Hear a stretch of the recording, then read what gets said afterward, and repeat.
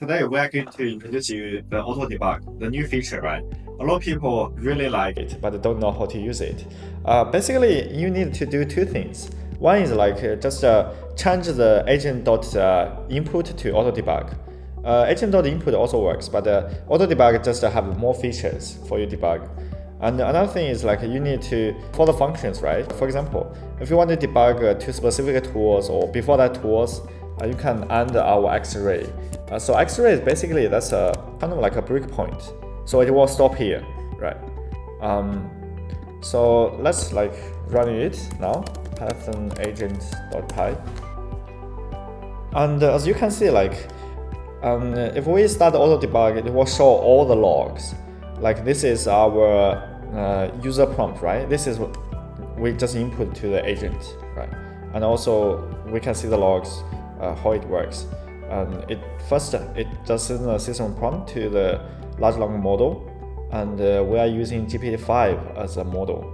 And currently we have two messages, and we have 21 tools. Why is 21 tools? Because the tools we are using is this web, right? Agent can pass the Python class. So for the web automation, this one is just a pure, Python class, just a pure Python class, nothing magic here. And if we initialize that class, and we pass it to the tools, so our agent can use all the functions or the context of this web agent. So inside of this web agent, anything like the pages, browser, current URL, all the variables you can use. And at the same time, it stopped here. Why it stopped here? Because we add the X-ray, right? So I don't know whether you still remember of that. We add the X-ray and open browser, so it stopped here. It's 15.1 this line, and it shows the source code. And you can have options of continue the execution, edit the value. Edit the value, you can edit all the values of before or after execute this function. Why this tool? It uses AI to analyze it. Finally, it's the quick debugging. And you can see it clearly show the breakpoint what have been executed. For example, open browser is already been executed, and paused here. We just paused the stop here and here after this one executed. The next step is a go to, right? Is this function, but we didn't let it go. You can see next planned action is this one.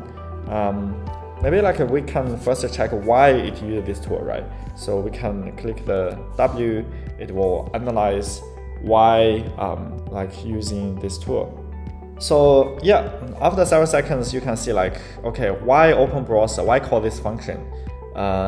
It uses AI to explain. It already read all the system prompt and the user prompt and all the logs or all the middle result, and say okay, because it's follow the starting work guideline. Open the browser before navigation. It passes no arguments and etc. Right? It explains why. So I show you the system prompt, so it will be more clear.